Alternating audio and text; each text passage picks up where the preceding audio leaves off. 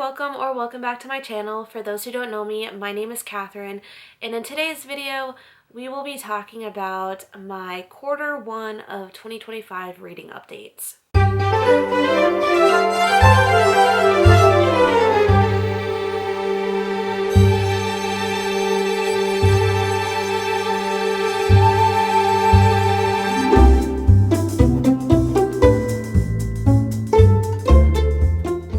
I can't believe it's almost April already. I know Q1 technically doesn't end until March 31st, but it's practically the end of March already, so might as well just do the reading updates now for Q1 of 2025. It's crazy because I feel like 2024 just started and now we're already a quarter of the way through 2025. But that's besides the point. Let's get into this. I actually got this off of a blog post called Books Are 42. It's actually a book tag. It's called Quarter Year Crisis Book Tag. I'll tag the specific blog post for the book tag down below in the description, so make sure to check that out. And if you're watching this video, consider yourself tagged for this video. If you want to do this video, you can most certainly do it. I'm giving you permission to do that because consider yourself technically tagged by watching this video. But anyway, let's just get into this because I want to talk about all of the reading updates that I've gotten myself into the past few months of 2025. So the first question is, how many books have you read so far? So according to Goodreads, let's see here, I have read 23 out of 50 books, which is 46% of the way through my reading goal. So at the end of 2024, I set a goal of reading 50 books for 2025 because I almost reached 50 books by the end of 2024, but not quite. So I thought maybe to round it off to 50 and to really push myself to read 50 books this year would really make a difference in motivating me to read 50 books. So that approximately equates to, I think, around one book per week, or maybe even less than that. But if I can read at least one book per week, I think I'll be well on my way to my reading goal of 50 books by the end of the year. But it's funny because I'm actually almost halfway through that goal now, and it's not even a quarter of the way through the year. So it's funny because I thought I would be at that halfway point probably around June, but it's almost April and I'm already at that halfway point almost. So I am reading a lot faster than I thought I would this year, and that's partially because I'm listening to a lot of audiobooks. I have been working a lot more. Typically, my job was more flexible and I was able to actually read at work, physically read at work. But now with the job that I have, I am not able to easily physically read at work anymore. So I've been reading or listening to a lot of audiobooks at work while I'm doing paperwork and stuff. And then also I do DoorDash on the side, so I'll listen to audiobooks while I'm driving and delivering food and things and such. But that's the part of the reason why I've been able to technically read so much is because of the audiobooks and being able to listen to them while I'm also doing other things. So that's probably why I am so far into my reading goal for 2025 already. Like I mentioned, I'm 46% of the way through of my reading goal for reading 50 books in 2025, which equates to about 23 books. I've read about 23 books so far this year. But on to the next question. Have you found a book that you think might be a 2025 favorite? And that's hard because it is so early on in the year. So I can't say for sure if any of my 5-star reads will be technically my favorites. But a few of my 5-star reads so far that I'll mention is The Fortunate Ones by Katharine Hocken. I don't really know how to pronounce her last name for sure, so please don't judge me for mispronouncing her last name. But then another book is The Tattooist of Auschwitz by Heather Morris. And then it's not really one specific book, but I also finished the Mark of the Lion series by Francine Rivers. It's a trilogy. So those books are also 5-star reads for me. It's a 5-star series. And I really enjoyed reading those books this year so far. But those are just a few of my 5 stars so far this year. I don't know if they'll be like my all-time favorite books of this year just yet, just because of the fact that we're only like a quarter of the way through 2025. So I have plenty of time to read more books and see what will be my favorites, but those are my favorites so far. The next question is any least favorite book of the year. So I actually have had a pretty decent reading year so far, so I can't say that I have had any books that are outright awful, but a few books that I have had disappointments in, I should say, is the Outlander series by Diana Gabaldon. I'm actually currently reading, at the time of filming this video, Voyager, which is the 3rd book in the Outlander series. And this is like my 3rd and final chance for the series. It's like a 3 strikes and you're out type of a situation. That's what I tend to typically give like authors or like series a chance, if that makes sense. Like I try to give authors at least 2 or 3 chances to kind of prove themselves to me. Like just because I didn't like the 1st or 2nd book, maybe the 3rd book will, you know, prove me wrong and I'll want to continue on with their books. But even as I'm reading this 3rd book called Voyager by Diana Gabaldon, which like I mentioned is the 3rd book in the Outlander series, it's just still so disappointing just because I have watched the Outlander TV series up through season 6. I know there's a season 7, possibly a season 8, but I can't quite remember. I stopped watching it during season 6 because, like, I'm, you know, blonde like that, where I can be airheaded sometimes, even though it's, like, plastered everywhere that it's a TV series based on a book series. It just didn't click with my brain until I was, like, already through season 6 of the Outlander TV series. So as soon as I, you know, processed that in my brain, I stopped watching the TV series and went back and started reading the book series. And I was just sorely disappointed because at first I really loved the TV series of Outlander. I love history, and particularly I love Scottish history because I am majority Scottish. So anything to do with like my heritage, I love to learn about. But I started reading the book series and I was like, oh my gosh, this is so disappointing because I really liked the TV series. And then I have been simultaneously watching the TV series as I complete each book. So each book actually lines up with each season. So Outlander, the 1st book in the Outlander series, lines up with season 1. And then Dragonfly and Amber, which is book 2 in the Outlander series, matches up with season 2. And then Voyager, as you can assume, which is the 3rd book, lines up with season 3.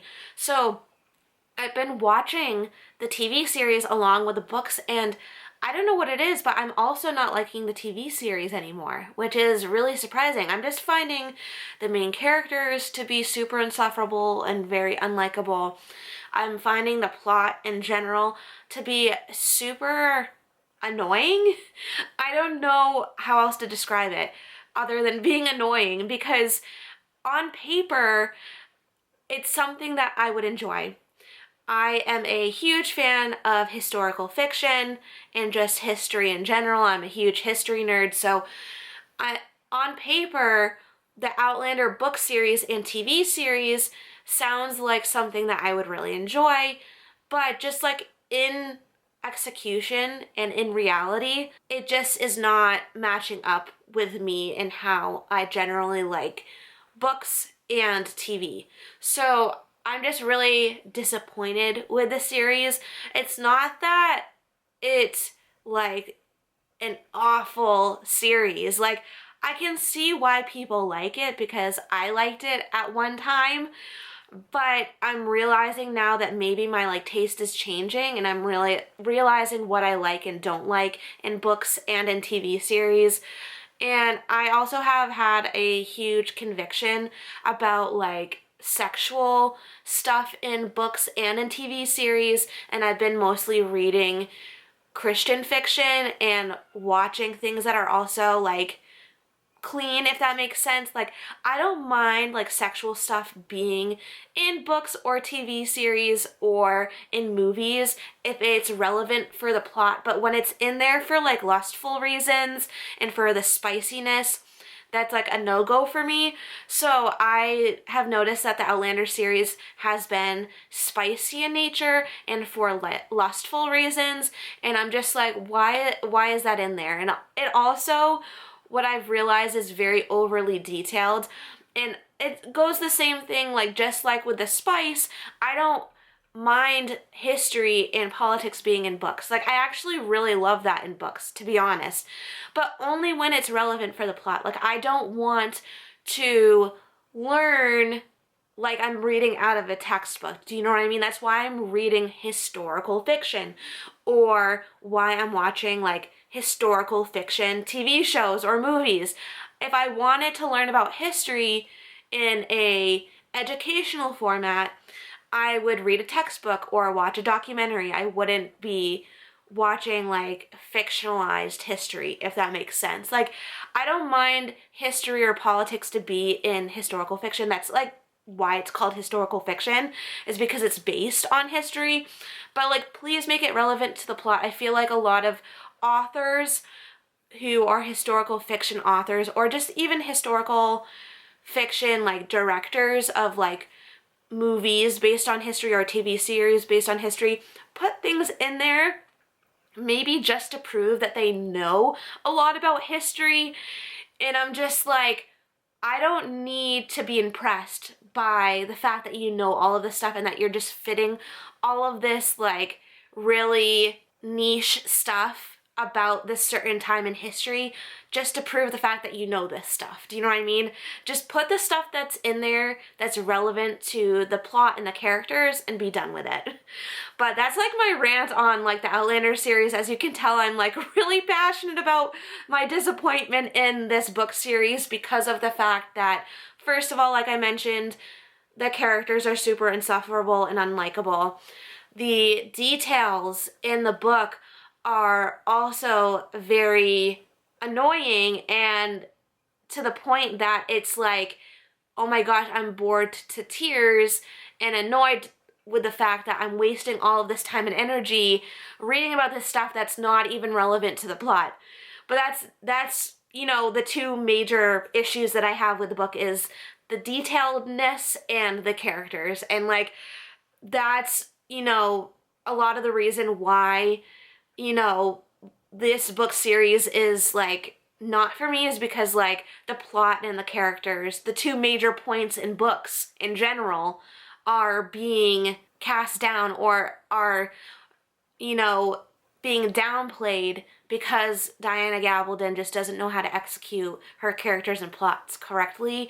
And I don't like when the characters and the plots are dumbed down, because those are the two major, you know, things in books. Like, you want to be rooting for the characters and you want to be interested in the plot, and like, why is it that she just can't get those two things right? Another book series I guess I should mention while we're at it, I'll try not to rant about it as long as I did with Outlander, but the Lord of the Rings series, I'm currently reading through that too, and I just finished The Two Towers, which is the second book in the Lord of the Rings series by J.R.R. Tolkien, and I have been just really disappointed with this series as well, because of the fact that I'm realizing maybe that fantasy just isn't my thing.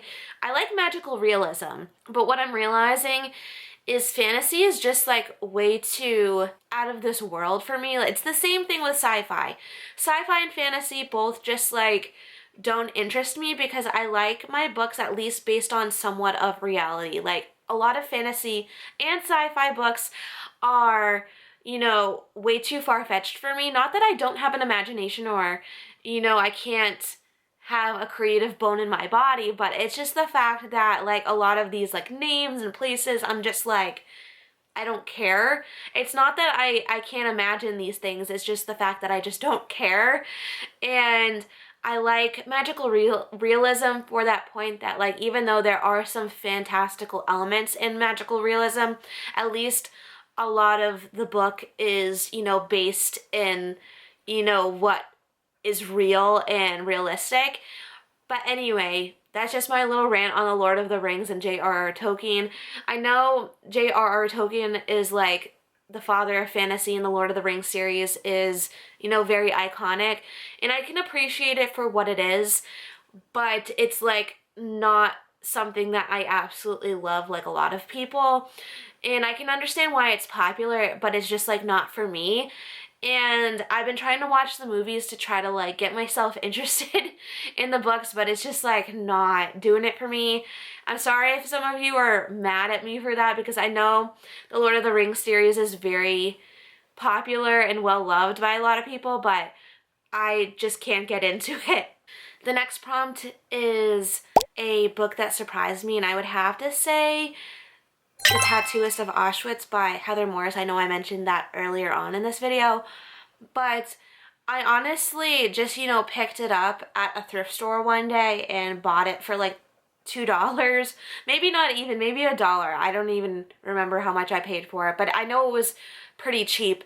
And I was like, I kind of heard of this before. I know there's, you know, a series on some streaming platform about this, but like I, you know, haven't, you know, looked too much into it, but I just decided to like pick it up because like it was so cheap, and I read it and I loved it. It was a short book, but I read through it within like 2 days, and I didn't realize I was going to read it that fast. Even though it is short, I didn't realize I was going to get through it that fast, but it was really good. I love historical fiction in general, and this technically I think is considered historical fiction, but it's like a hybrid historical fiction, if that makes sense. It's about this guy who was literally a tattooist at the Auschwitz concentration camp, and he was a Jew. He was a prisoner there, of course, but he was assigned, like, his job was to tattoo like other prisoners there. And there are like, I don't know if there's fictional elements to it, but technically it is based on a true story. So obviously it's based on true events. I don't know if the author like took some creative liberties to like, you know, fluff it up a little bit. I don't know if that's the right word for it, but it was told in such a way that it read like a fiction book, is what I'm trying to say. It's based on a true story, but it read like a fiction book. So I hope that comes across as understanding, like, that you can understand. I hope you can understand what I'm saying, is what I'm trying to say. But anyway, I really loved the book. I didn't expect to like it as much as I did, and it was so good. I recommend it to everyone. It was a solid read. Okay, the next prompt is a book that has come out in 2025 that I haven't read yet, and that is an interesting question, for me at least, because I don't pay attention to new releases that much at all, unless it's like in a series that I'm currently reading and that I'm loving and I'm like waiting for the next book to come out, or if it's an author that I absolutely love and they're like one of my favorite authors of all time and they are coming out with a new release. But neither of those instances are true for me right now. Like, I'm not in the middle of a series that I'm absolutely loving right now. Neither is it true that one of my favorite authors of all time has a new book coming out this year. So it's hard for me to say because there aren't any new releases that I've even been paying attention to. I can hardly like keep track of my current physical TBR or to be read list, let alone like new releases that are coming out. So I really can't answer this question because of the fact that I really don't pay attention to new releases in general, unless, you know, like I mentioned before, if it's in a series that I'm currently reading and I'm waiting for the book to come out, or if it's a author that I love and they're coming out with a new book, but neither of those are true, like I mentioned before. So no, there aren't any books that have been released this year that I'm waiting to get to, but if you have any book recommendations for new releases, please let me know in the comments down below. And the next prompt is one goal you made that you're succeeding at, and that's my reading goal. I mentioned that before in the previous section of this video, that I'm almost halfway through my reading goal for this year, which is to read 50 books, and I'm about 46% of the way through that, and it's not even like halfway through the year, so I'm well ahead of my reading goal for this year, which is great. And then the last question is one goal that you need to focus on. Not that I'm failing at this goal, but I need to keep motivated to read one nonfiction and one classic per month. Because what I'm realizing is that I want to give up on that goal. I have been trying to make it a goal of mine to read one nonfiction and one classic per month.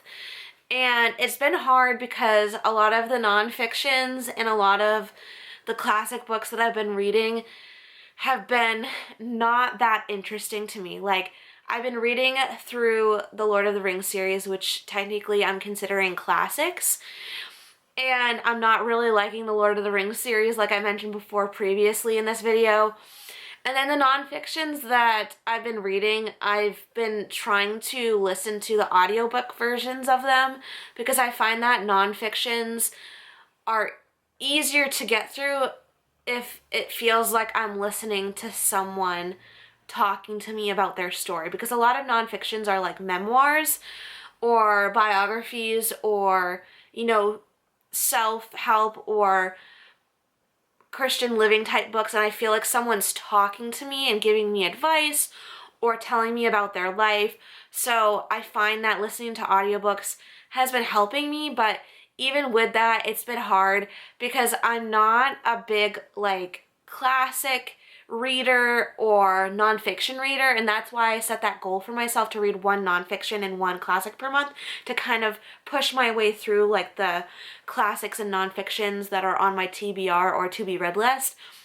So that's one thing that I need to work on, or not even work on, but just, you know, motivate myself to get through each month because it's been a struggle. But those are the prompts for my updates of Q1 of 2025 for reading.